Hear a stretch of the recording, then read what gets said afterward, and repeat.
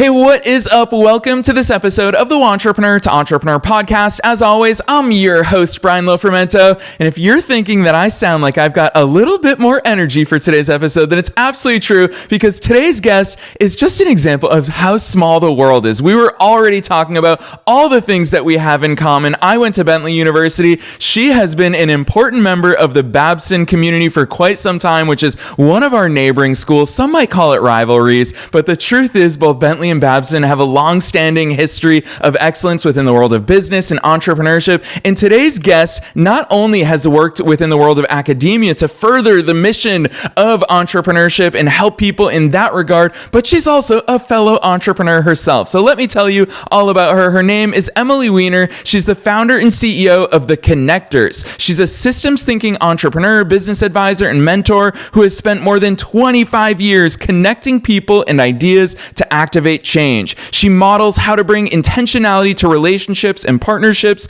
and leaders rely on her ability to connect the dots, especially between people, to help them activate new and expanded opportunities, innovation, and impact. In addition to her work with established change makers and business professionals, she's helped thousands of young people, literally thousands of young people, connect to their passions, cultivate new skills, and embrace societal problems as entrepreneurial opportunities. How great is that terminology for all of us as entrepreneurs? She coaches everyone from teenagers to people in their 60s to discover how they can activate change in any organization, any role, any sector, and any community. So yes, all of you entrepreneurs out there, you're also going to take away a lot from today's episode. Prior to launching The Connectors, Emily was a founding member of the Lewis Institute at Babson College, growing it from an entrepreneurial startup to a multi-million-dollar portfolio of businesses focused on social impact across all sectors and issues. As an entrepreneur, she started her own businesses and worked for a variety of organizations across sectors, including corporate, nonprofit, academia, and politics, though she promises to never return to politics. And I will say that even in my short interactions with Emily so far, I can tell that this is someone who has genuine enthusiasm and passion for all things entrepreneurship. So I'm not going to say anything else. Let's dive straight into my interview with Emily Weiner.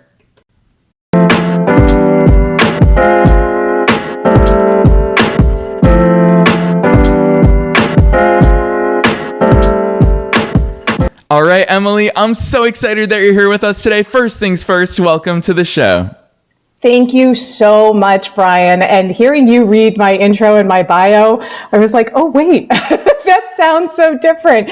Thank you for having me. I'm so excited to have a conversation with you today. Already, you and I know we could talk for hours on end, but we'll keep it tight for today. Heck yes. Honestly, that's the hardest part for me, because I'm clearly easily excitable. Emily, I already know that you are also easily excitable for all things business. So let's start. Take us beyond the bio, because I could humble brag about your accomplishments and the great work that you've done for a long time, but I want to hear the backstory into how you started doing all these amazing things. Sure. So it's interesting because the backstory is really what gets me to where I am right now in terms of launching The Connectors. And I sort of say that, I launched The Connectors, and I just formally launched about not even 6 months ago. And I launched it because I realize this is the culmination of my life's work. And when I think about who I am, there's a fabulous gentleman named Marshall Gantz, and he does some great work around the story of self. And I highly recommend to anybody out there listening, check it out and think about what your story of self is. Too often, when we talk about who we are and we talk about what we do, we talk about all the things we've done. We've shown our CV or we've shown our LinkedIn profile to people, but that doesn't tell me who you are. So if I think about, well, who am I? I'm a person that kind of grew up all over the place. I was constantly in motion. I attended 6 different schools in 9 years across 3 states. And as a result of that, what ended up happening for me, you can go one of 2 ways with that. But for me, that meant that I had to learn how to forge relationships and build community quickly. I had to learn what all the other people around me were doing and integrate in. Now, my 5 or 7 or 9-year-old self wouldn't necessarily use that language, of course, but that's exactly what I was doing from a very early beginning age. And what I also knew at that very early age was that anytime we ran into challenges, anytime I ran into a situation where I didn't know what to do, Well, I knew there had to be a solution to it. I remember thinking early on, if people created the problem, then people have to be able to solve it too. There must be a way to fix it. And so from the very beginning stages, literally, I remember from being, in early elementary school thinking, the only way I will navigate this life is if I can learn how to connect and find common ground and develop these relationships with people.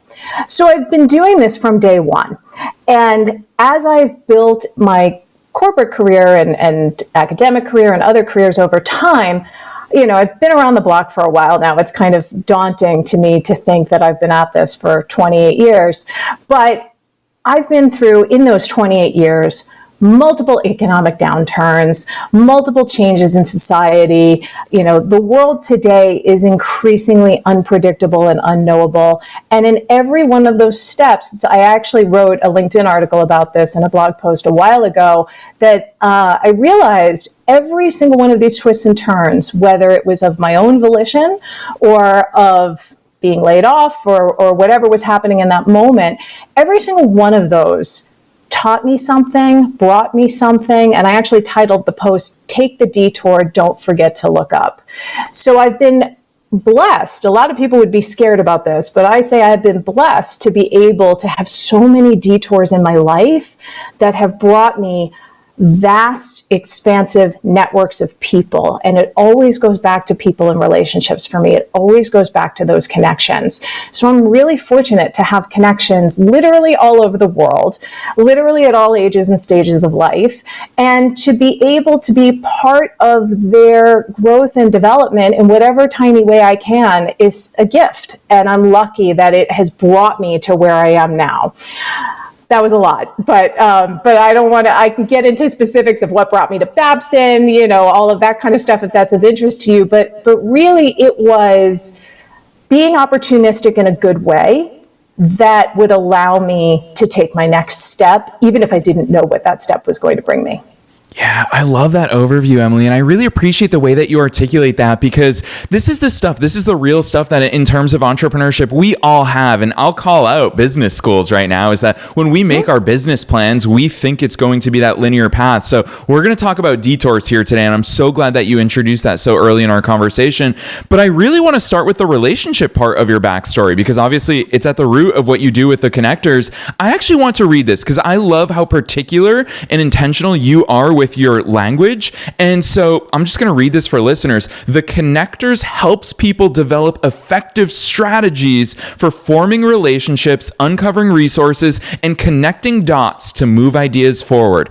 Emily, I love the way that you articulate this, and I'm going to call myself out here, is that in my early 20s, when I was a younger entrepreneur, I remember that people would always introduce me and they were like, oh my gosh, especially when I was in the Chamber of Commerce. I grew up in the suburbs of Boston, and It's a small town, and everyone would say, you have to meet this person. And Emily, I'm an extrovert. You can introduce me to anybody and I'll have a great time. I didn't know what to do with those connections. And I think that that's one of your superpowers that I think you can share with the entire world is relationships are one thing, knowing someone is one thing, but it's that connecting the dots in reference to those relationships that's where the power happens. Talk to us about that. Sure. Thanks for bringing that up. It's a really key distinction. And thanks for recognizing that. We can forge relationships all day, every day. And we have different types of relationships in this world. But actually understanding how to make connections is the real reason I started this. So I've noticed, especially coming through COVID, I've noticed this before COVID, but especially accelerated during COVID. A lot of people thought, oh, I have a million connections, right? I know so many people, or I'm connected to a gazillion people on TikTok or Instagram or wherever else. And I think that's great. But if you actually reached out to any of those people, or even just tripped over them in the street, would you know them? Would you really understand them? Would you understand their real motivations? So I think we have different layers and levels of relationships that we make with people. And I make a key distinction in understanding how I can best help people. If you're truly looking to make a connection, not engage in a transaction, then I'm the person for you to help you get there. And the distinction I make on that is most people think they're building relationships and connections, but they're actually engaging in transactions. They think, let's say you're an entrepreneur and you want to reach out to a VC firm, and you're interested in getting them to pay attention to you. You go about it sometimes in a very formulaic way. I built my pitch deck, and you're absolutely right to call out business schools on this. This is one of the most important things I worked on with students over the 11 plus years that I was at Babson was to move beyond. There's a stage in our their methodology of entrepreneurial thought and action called enrolling others in your vision. And to enroll people in your vision, you don't just dump a bunch of information at them and then think, great, I've sold myself. Everything looks perfect. I'm buttoned up. Everything's good. You have to establish that true connection to them. You have to get them to, if any of you are Simon Sinek devotees, to understand their why, to hit them in their gut, to get people to move beyond the basic mechanics and logic of why I might want to talk to you, and to actually want to believe in you. One of the entrepreneurs that I've worked with for many, many years, he said to me when we were having a conversation recently, if you want to get from A to B, you have to get someone to care.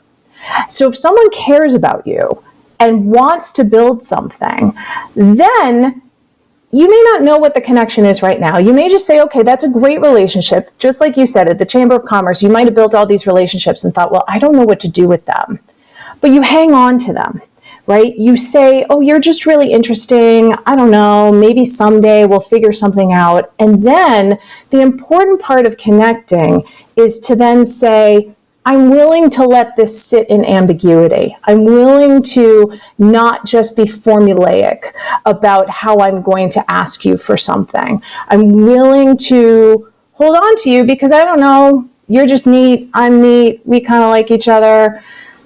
I don't know, maybe, Brian, if you and I hadn't met this morning, or we meet this morning and then we think, gosh, you're really cool, we should do something together one of these days.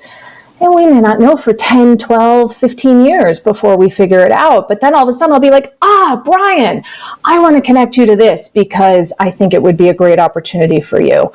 When you connect with people rather than just collect people, you actually metabolize who they are, you metabolize what they care about, you think about it, you have that ability to say, oh, you know what? This is a great opportunity, and you're willing to gift relationships to them on their behalf. So you might be in a conversation and say, gosh, I'm not the right person for you on this one, but I think my friend Brian might be. Let me make an introduction between the two of you. And that only goes to perpetuate the good connection that you two will have that will then further yourself, because eventually those will come back to you. It was a very long, circuitous way of answering that question, but no, it's really powerful. Emily, I'm going to call out even the verbs that you choose when you're talking about gifting relationships to others. It's that attitude. Really, your mindset is on full display in the way that you talk about these things. And I think it's particularly important. I'll say, as a podcast host, anyone who hosts a podcast, we all get at least a few dozen pitches every single day in our email inbox. Everybody wants to be on our shows. Everybody wants to sell YouTube optimization services to us. Everybody wants to pitch everything. And I think it's true for most people, not just podcast hosts. And so for me, again, coming back to being easily excitable, Emily, the few people who take the time to be like, hey, congratulations to the Boston Celtics for winning their 18th championship, you've got me. Now we have a personal connection. And that's so much more powerful to me, at least, as someone who's very passionate about the things that I really like in life. That's an instant connection. If I meet a fellow Albanian, for example, last night I went to a Thai restaurant owned by an Albanian guy. Who would have thought? And he gave me a free dessert. And that's like a genuine connection. I'm going to leave him a review on Google Maps today. And it's just so cool how those connections come about. Emily, what are those ways? Calling two of them out, nationality and sports, those are always very easy. What are some of those natural connections that we can find in people? You and I, for example, hit it off right away with the Babson-Bentley connection. What can people lean on for these? People can lean on anything for these. A lot of times we think about, I must have a checklist of things that I can connect on. You'd be amazed how I have connected with complete strangers standing in line at the grocery store or sitting at a bar. I am that girl that I sit down at a bar and within 10 minutes, I've got the entire life story of the person next to me. Part of that is inherent in my nature. There is something about me that people feel is approachable and they want to talk to me, and that's great. But you can connect on anything. You might say, oh, I've just taken this trip to London, or gosh, that's an interesting beer that you're drinking right now. What is that? And anything can be used to strike up a conversation. And then one of the key strategies that I work on with my clients is to say, how do you approach the conversation from a place of curiosity, genuine curiosity about the person, and ask questions that are not yes, no, or are not sort of simple, easy questions. But if you get at questions like, what drives you? Or, wow, you might ask someone, oh, what brought you to Babson? Or you might ask someone, wow, how did you decide on the career trajectory that you did? Those are two really different questions. And so coming from a point of questioning where you are seeking to understand, not seeking to get answers or seeking to immediately respond, that's such an important part of connecting. Or ask clarifying questions, right? Sometimes if someone says something, you might pick up on a small thing that they say, and you'd say, wait, did you just say you're Albanian? That's so cool. How did you end up coming to Boston, or what brought your family here? There's sort of any open door that can do this. It's so funny that you talk about that. I have several blogs up on my site, and I know not everybody likes to read. I'm still old school and I still write blogs the old fashioned way. But I have a couple blogs up on my site that actually touch on, and I use a lot of examples that touch on these points. I did a whole blog called Why Authenticity is More Important Than Ever. And if you are a real, authentic human, you will get further. Exactly to your point, you get tons of spam every day. And fun fact, I actually, when I first connected with this podcast, wasn't sure if it was spam or not, but then I was delighted to find out it wasn't. Because there are real people behind everything that happened here. And so I analyzed a week's worth of the spam messages that I get at the connectors, and I sort of teased out the key 4 main points that came out of it and said, how many of these mistakes are you making in your outreach? How many of these mistakes are you making in your communication? I highly recommend, if any of you are curious about that, go to theconnectors.net, click on our blog section. This section, there's a lot of good content in there. And it really walks through, because sometimes we think we're being human and genuine and authentic, but we might be disrespecting someone by starting an email, for example, to someone we don't know with, hey. For generations, that's fine for certain generational integration, but I'm a solid Gen Xer, and I can tell you that for most Gen Xers and everybody above us, if I get an email from someone I don't know and it starts with the word hey, I immediately think it's spam. And so how are you structuring your language? How are you coming across as a curious, real human that wants to connect with someone and wants to learn about them, not just a formulaic, okay, maybe if I have the right conversation, then I can get the right thing out of this person. If you show up wanting to engage in transaction, whether you think you're doing it or not, the other person's going to know. Eventually, they're going to realize, oh, hey, I'm being used. The example I give all the time is, the difference between transactions and relationships is if I walked up to you on the street, Brian, and we were here in Boston, and I'd never met you before, we'd never come across each other, and I said, hey, will you give me $5? You might tell me to go away, and you might not even be that kind, right?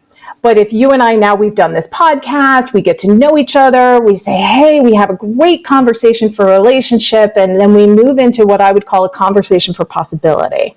And then I say, Brian, you're really interesting. I'd love to get to know you more. Can we go for a cup of coffee sometime?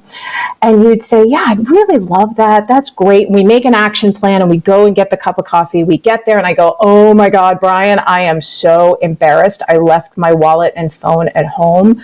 would you mind getting me this cup of coffee? And I promise I will get you back the next time. Of course, you're going to buy me my cup of coffee, right? Because we already have an established connection and a reason for trusting each other.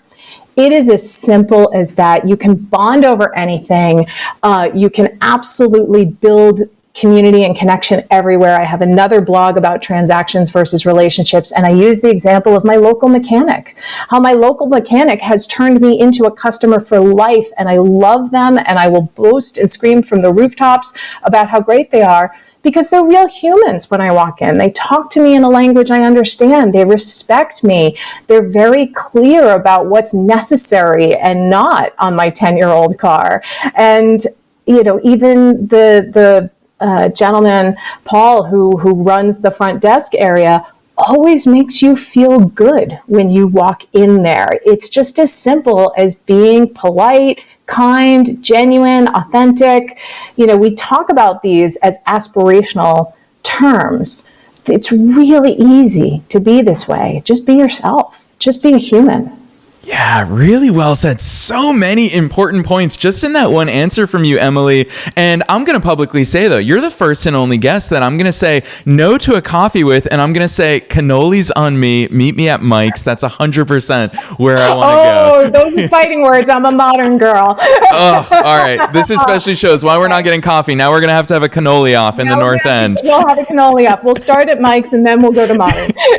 Exactly. But honestly, coming back to it, I think that I love the fact that you use the door analogy. You talk about open doors. It's something that pops up in a lot of the way that you write, a lot of the way that you're presenting to us here on today's episode. And when we combine that with your analogy of when you go to a bar, you're going to talk to anybody and everybody and get their life story. To me, it really reminds me of something that I've been told from my mom ever since I was a kid. And this comes down from Albanian culture, where my mom's father, my grandfather, who I never met, but he said to all of his kids when they were growing up, he said, if you take the smartest man in the world and link him up with the least educated person in the world, the smartest man will walk away having learned something, whereas the least educated will have learned nothing at all. And Emily, I think that speaks so much to your attitude, is that you don't believe in there's this hierarchy. And I think a lot of networking events are saying, we're for VC-backed ventures that have raised $1 million. And they only want to talk to those people. Whereas what I'm hearing from you so much today, and obviously it's such a founding principle behind the connectors, is that there's value in all of these connections, all of these relationships. You see opportunities, Emily, whereas some people might say, what am I going to learn from that person? Talk to us about that importance. I think we as entrepreneurs need to embrace this mindset of connecting with and growing with and building with all the people who we come across. Absolutely.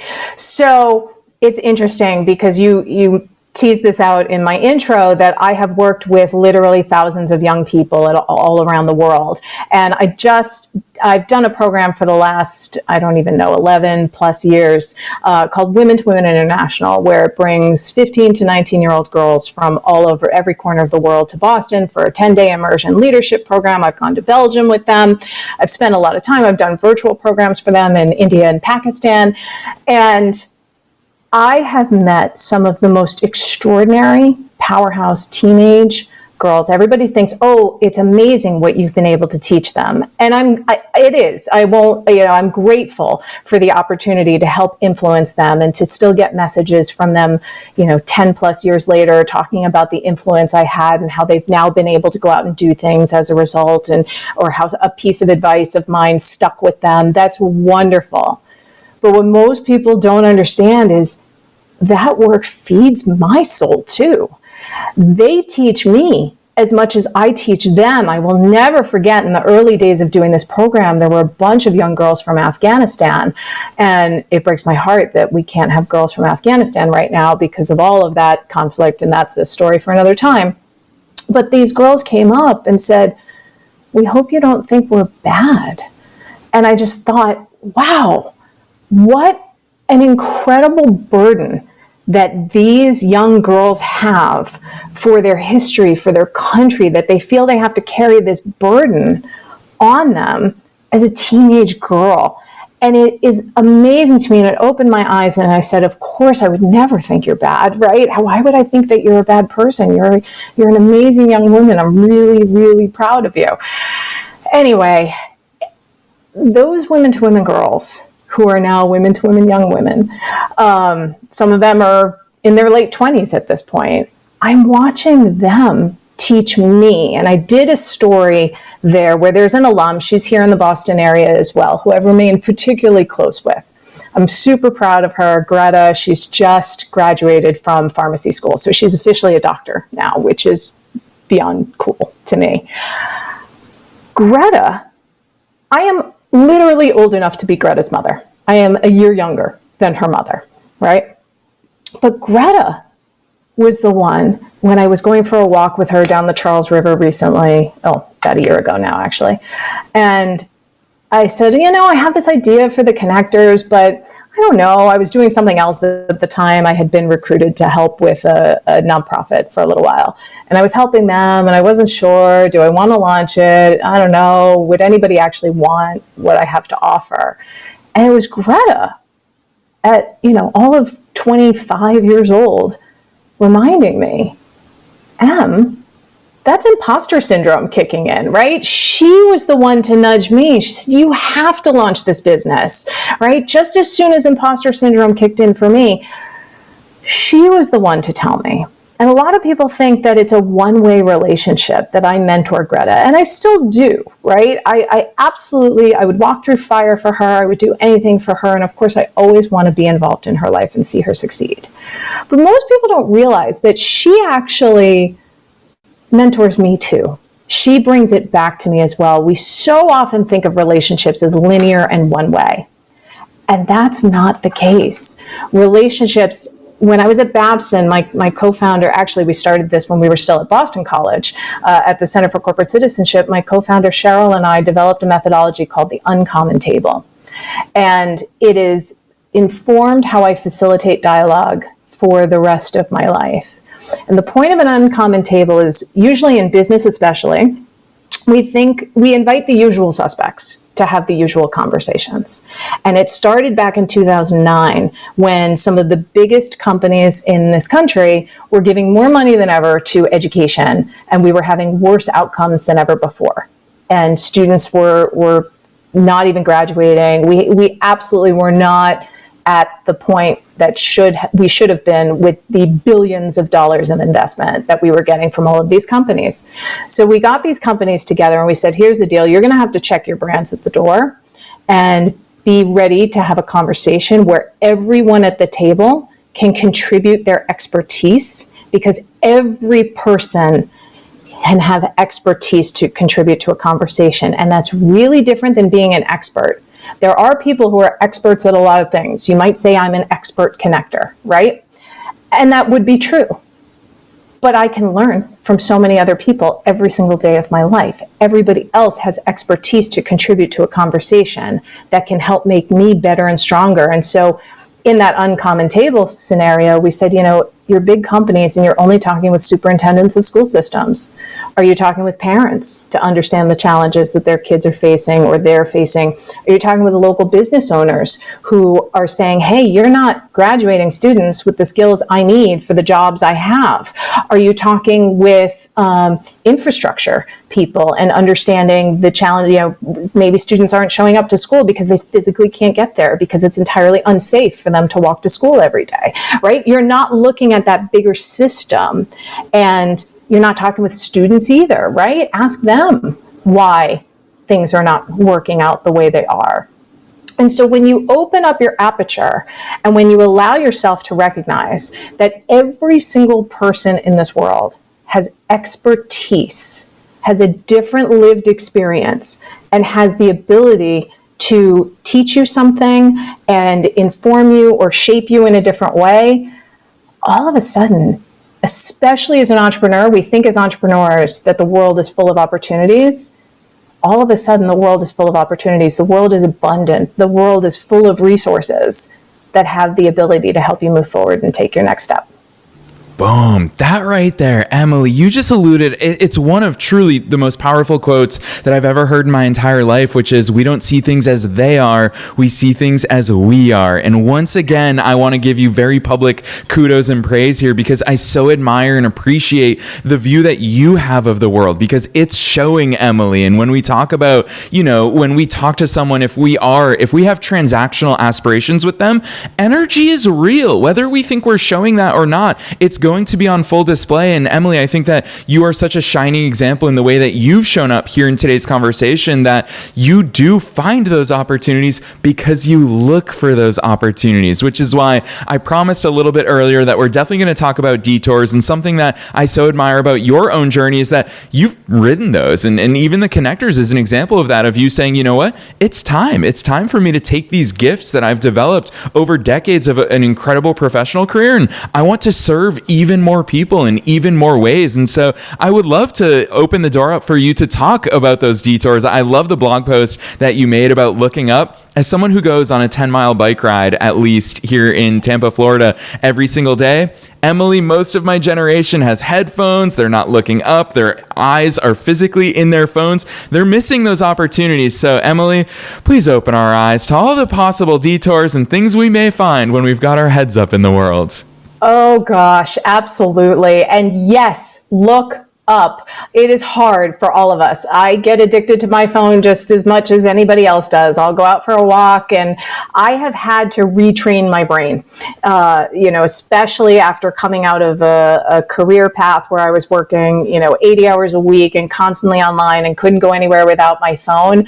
I have had to learn to retrain my brain to be able to say, you know what, stop. Go for that walk, get outside, meet people, learn something different today, listen to a meditation, maybe, okay, but I'm still around and looking up and looking around. I got my start. I graduated from college many years ago, back in the Stone Ages now, and I got my start in corporate event production. And the reason for that, people say, like, wait a minute. And people who knew me from my very early career days, when I said I had gone to Babson and I was, starting a center on social impact and doing an entrepreneurial thing, they were like, wait, you're at Babson. So wait, are you doing events for Babson, right? Like, people could only pigeonhole me into that one events world. So I started as a corporate event producer because I was a theater geek. In high school and college, I ended up getting the equivalent of a minor in theater while I was in college. My senior thesis was directing a play, but I'm a backstage theater geek. I'm a stage manager at heart, right? And a stage manager's brain, if you know anything about what a stage manager does, they basically make sure the entire thing runs. They take the director's vision, they take, other input, and they make sure that the entire show, all of the things that are falling apart, all of the chaos that's happening behind the scenes is not apparent to the audience. And from the audience's perspective, everything has just run perfectly, right? They make sure the calls get called at the right time. They make sure everything is running smoothly. The stage manager is, the connector of all things. I loved it so much, and I graduated, and I would have loved to have been a stage manager for community theater, but I needed to pay rent. So overnight, I became a corporate event producer, which is really theater for the corporate world, right? I was putting on these giant sales meetings and trade shows and big, corporate events and customer things, and I was doing these monumental things. It was an amazing job in my 20s, for sure. I was traveling the world, doing huge programs. I did an event at the Louvre in Paris while France was hosting the World Cup, and it was Bastille Day. And, I got these experiences that were amazing. And everyone's like, oh, you lived this incredibly glamorous life. I'm like, yeah. And the inside of a hotel ballroom in Paris looks the same as the inside of a hotel ballroom in Indianapolis, right? It's always 70 degrees and fluorescent. So I burned out eventually, but I went through and I had this amazing career in corporate event and media production. And then 2001 hit, and the dot-com burst and everything else, and it was my first economic downturn. At this point, I had moved to a company in New Hampshire, and I got laid off from that company because the company eventually went bankrupt and went under.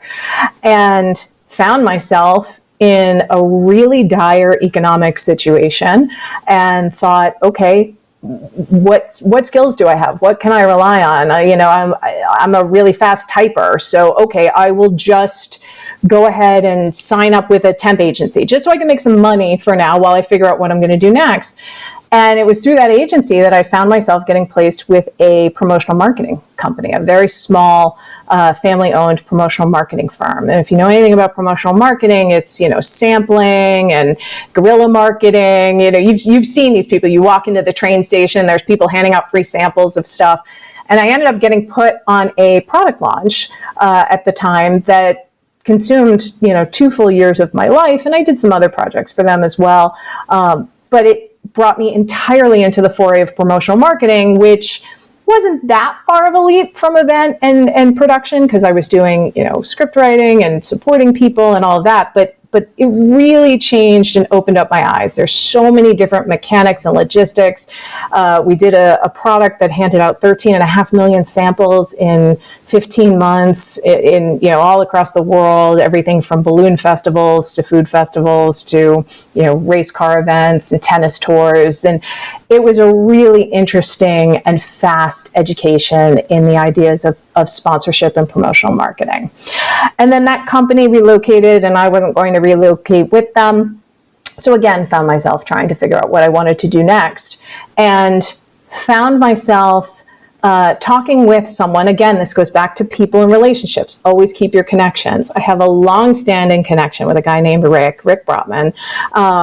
So Rick, I first met him when I was working for that company in New Hampshire, the events company, and I was his client at the time. And he had a video and media production company. So I was a producer, and I would work with him to create videos and media. And I found myself trying to figure out what to do next. And he said, "Hey, I've got a couple projects, can I hire you as just a freelancer to come on and help out with a couple of these things?" And I thought, yeah, sure. Well, I ended up freelancing for him. So I started as his client. Then I go on to freelance for him to help him with a couple projects. And he said, "You're really good with relationships and stuff. Would you come on as our director of client services so that you can help us build this business and grow it even further?" So I did that. And then it was time to move on and figure out what to do next. And then, unfortunately, the company was just not of a size that they could support a role like that for very long. So I knew it was bounded time frame. So I move on from that, and then I proceed to create a division of a company. So the company was a PR and media relations firm that catered to small to medium-sized nonprofits. And at this point, I've been entirely in the world of corporate and agency work. I'd been inside some companies and out. And I thought, wow, small to medium nonprofits, that's how I'm going to change the world, right? I was kind of sick of the corporate stuff. You have to remember the time as well, the 90s and early 2000s. It was the height of corporate greed and excess. And it was just some of it was gross. Some of it I look back on it and I just sort of want to burn all my clothes because I just felt dirty at the time. And so I thought, well, this is how I'll change the world. And so I start an event and video division of this PR and media relations firm. Founder of the company proceeds to have aspirations politically, and so he moves on to run a political campaign and then ultimately a politically motivated nonprofit, a voting rights nonprofit. And so I find myself 9 months in, having never done PR or media relations in my life, running and president and CEO of a PR and media relations firm. And I just thought I was starting this event and video division. And it went well. It was my first real entrepreneurial.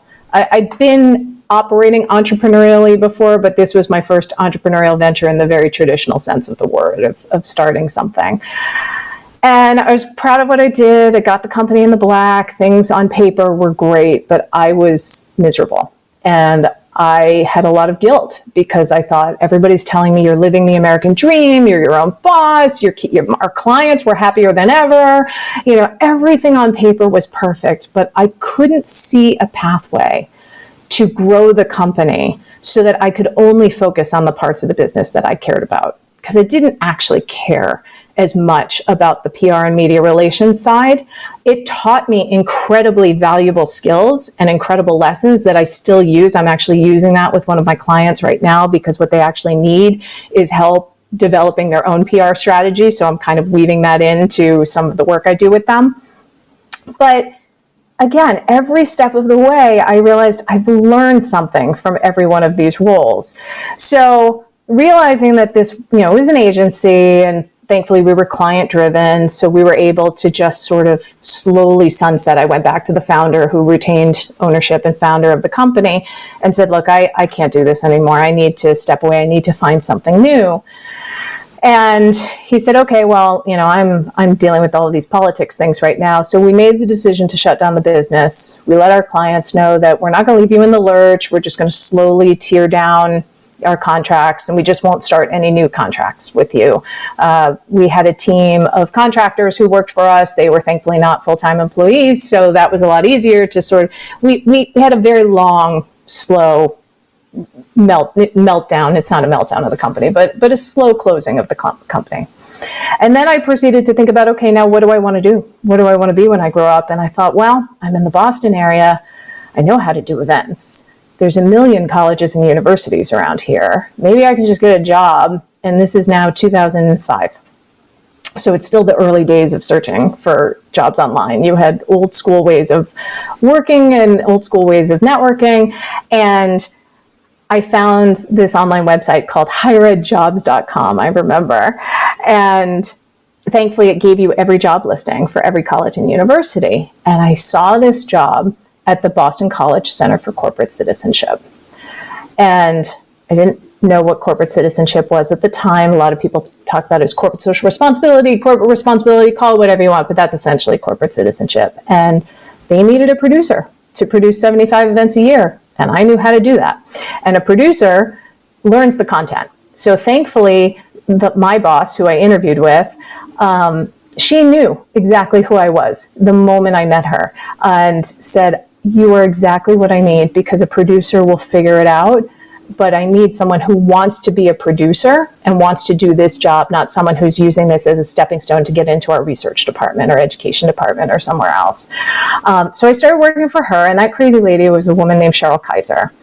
And Cheryl has been one of the most influential people in relationships. If I'm a fantastic connector, she's literally off the charts. If you look at any scale, I've learned so much. Even though I've always been good at connecting dots, I've still learned so much from her over the years.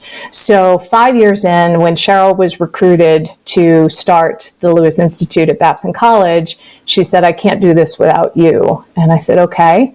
So she went over, and it took us about 9 months, and we finally figured out the business model of how I could get there. And we started with just the two of us sharing one office, trying to figure out what we were going to do and how we were going to engage. And it was 11 years of absolute magic. And I'm so proud of what we were able to develop and accomplish there. So, and then actually while I was at Boston College, that guy, Rick, that I told you about earlier, I went back to being his client because I also hired him again. So this is, again, another lesson in, if you have a true connection with someone, I still have breakfast with Rick at least a few times a year. When you have a true connection with someone, it's not bounded or finite or linear. And you never know when your client will become your employee and vice versa. Yeah, Emily, I'll tell you what, the older that I get, the more I really appreciate these nonlinear paths, because I remember when I was 19, 20 years old as a very young entrepreneur, and I would listen to these podcast episodes, it sounded like everything fit perfectly together. And it's because of a very important point that you made in that overview, which is you managed to weave those things into what you're doing still to this day. And that's why I've long, I'm in my mid 30s now, and I've long been obsessed with the fact that we're all being uniquely prepared for things that we can't even envision right now. And I think that when we look backwards, you can make sense of it for us in your own journey. But for those of us who are in the midst of our current journeys, we can't see that future. We don't have the benefit of hindsight. And I think it's a really powerful example of how your career has woven together to set you up for success in all the things that you do with the connectors. So Emily, I will say, I feel like you and I both knew before we hit record here today that we would definitely be short on time. I think you and I could probably do a multi-day long episode. But I want to call out for listeners that one of the reasons that we initially reached out to Emily is because not only is her business amazing with the connectors, the work that she's doing is incredibly important and it pertains to every single one of us as entrepreneurs. But what really stands out, Emily, about the work that you do is you're always giving value to people. From your blog to the way that you show up on LinkedIn, there's just so much goodness that you're putting into the world. So listeners, spoiler alert for all of you, whether Emily realizes what this is or not, we will be inviting her back for an Action Saturday episode. But Emily, with all of that said, I'd love for you to drop those links on us for listeners who want to go deeper into all the amazing things that you're doing with the connectors, as well as deeper into all the topics we talked about today. You've got great blog posts and writings on all of those. Drop those links on us. Where should listeners go from here? I will. Thank you for that. So the very first thing is go to my website. I try to put content up there. I just posted a new blog last night on what to do when a connection falls flat, because sometimes connections do fall flat. And that is www.theconnectors.net. And people always go, oh, wait, .net. Well, the easiest way to think about it is our full legal name. We're doing business as The Connectors, but our full legal name is The Connectors Network.